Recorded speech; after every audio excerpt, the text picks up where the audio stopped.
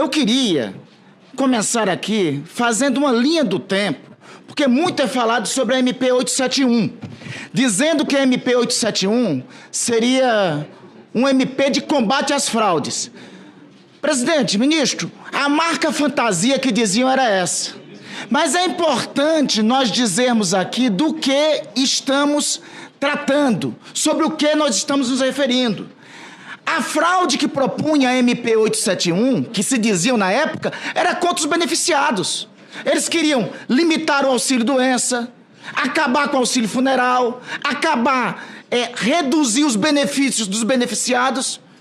E a fraude que foi desbaratada, investigada pelo nosso governo, diz respeito à revalidação da autorização de descontos de entidades criminosas. Então vamos à linha do tempo desse tema. Sobre esse tema, o dispositivo que estava na MP 871 teve várias propostas de alteração e de supressão, e não foi somente de parlamentares da base do governo, não, ministro Volney.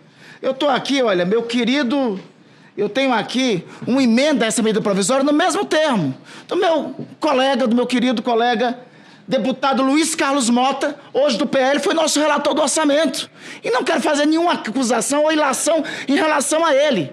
Ele fez uma emenda nesse sentido, obviamente pelas razões dele. Mas esta fraude aqui ocorrida, a fraude ocorrida, a atuação do principal lobista, do famoso careca do INSS, como aparece na imprensa, a atuação dele se dá sobretudo com a captação indevida de dados do INSS. Aí sobre isso é importante ser dito uma coisa, meus colegas senadores. Foi apresentado nessa MP 871 uma emenda. A emenda foi apresentada para que tivesse transparência dos dados do INSS por um deputado do PSB. E o que foi feito pelo então presidente Jair Bolsonaro? Ele vetou esse dispositivo que garantiria maior transparência. É o artigo 124 dessa medida provisória. E essa medida provisória 871, ao final, acabou sendo aprovada. Mas, postergando por 3 anos, até dezembro de 2021, a revalidação dos dados. Mais adiante, teve outra MP, a MP 1006. E é bom de se destacar, o relator dessa MP 871 foi um relator do PL. Hoje, um relator do PL que, inclusive, veio a ser candidato do presidente da República a prefeito de Manaus, posteriormente.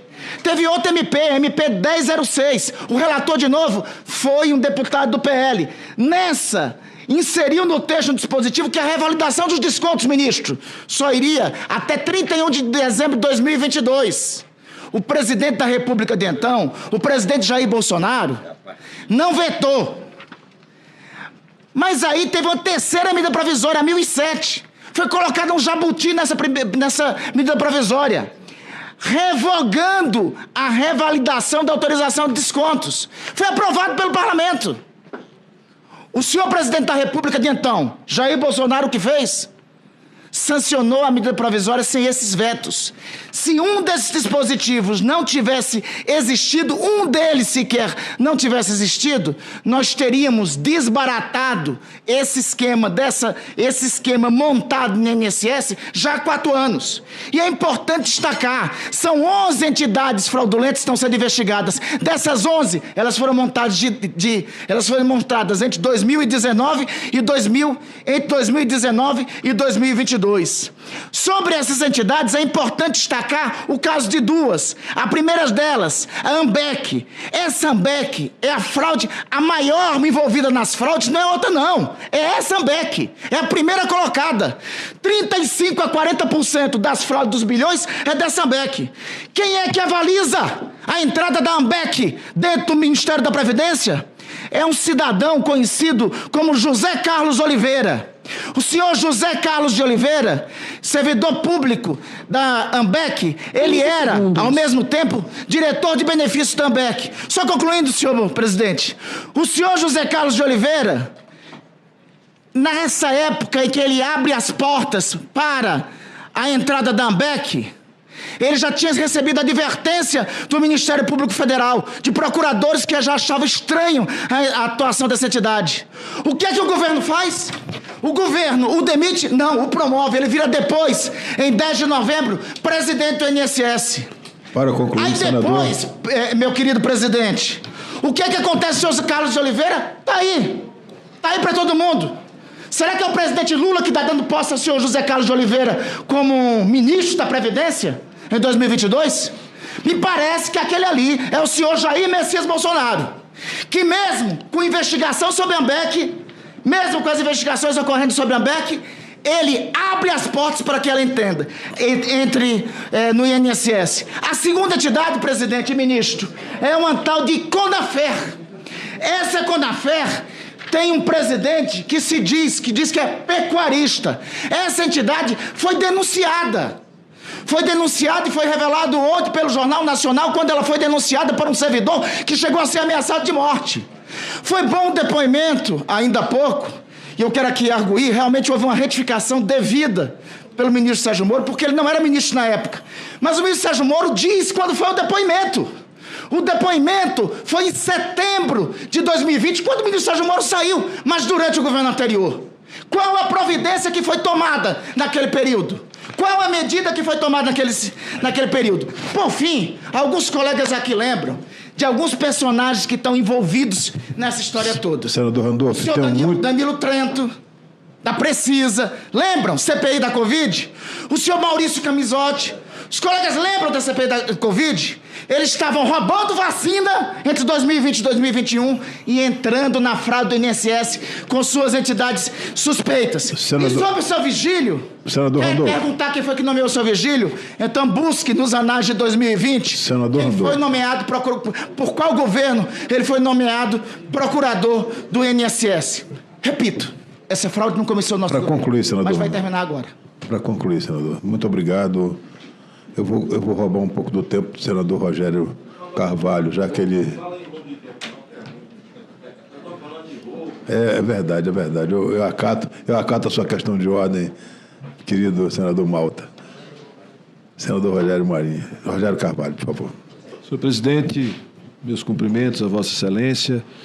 Inicialmente, eu quero cumprimentar o ministro Volney Queiroz e dizer que todos nós temos a tranquilidade de tê-lo como ministro da Previdência que sofreu vários ataques no governo anterior, uma reforma previdenciária que tirou vários direitos, que reduziu os benefícios da população mais pobre do Brasil. Esse é um crime que é irreparável à população brasileira, principalmente à população mais pobre. Este ministério que sofreu um ataque do governo anterior, quando acabou com as aposentadorias especiais, que até hoje esses aposentados estão no limbo, porque não têm direito à aposentadoria especial, porque ficou um vazio sem regulamentação. E eu quero dizer que eu me dou muito por satisfeito, viu, presidente, com a fala do meu líder Jacques Wagner, que foi absolutamente preciso, com a fala do meu líder Randolfo Rodrigues, que também foi muito preciso no que foi colocado aqui. E eu acho que nada melhor do que fazer uma análise dos fatos no tempo. E, ao longo do tempo, a gente ir identificando como os atores agiram em torno deste fato, que é um fato específico, que é desconto para entidades que prestam algum serviço, em tese, para aposentados, numa relação que, em tese, é do aposentado com a entidade. E a fraude só foi possível porque liberaram dados de forma ilegal, mais de 40 milhões de dados de beneficiários do INSS foram vazados,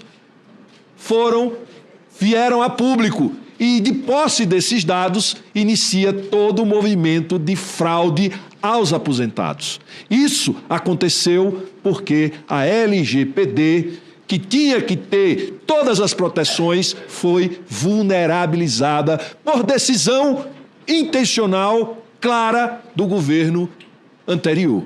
Portanto, eu acho, meu líder, eu quero dizer que na condição de líder do PT, nós vamos defender que o partido participe dessa CPI, mas não uma CPI para avaliar e para fazer disputa e palanque eleitoral, mas para investigar e apontar os responsáveis e botar na cadeia aqueles que roubaram os aposentados e pensionistas do INSS.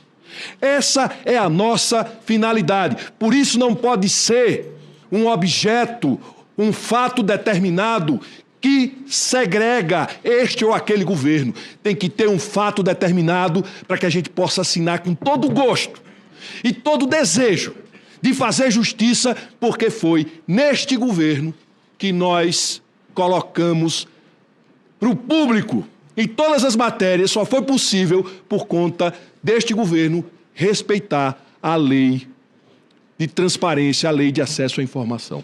Tá certo? Portanto, eu quero aqui dizer que o nosso partido, se mudar o fato determinado desta CPI, para não ser uma CPI, para fazer palanque político de um lado, mas sem nenhuma intenção de restabelecer, para restabelecer o direito dos aposentados de terem de volta aquilo que lhe foi tirado indevidamente e para a gente colocar na cadeia e para a gente punir quem de fato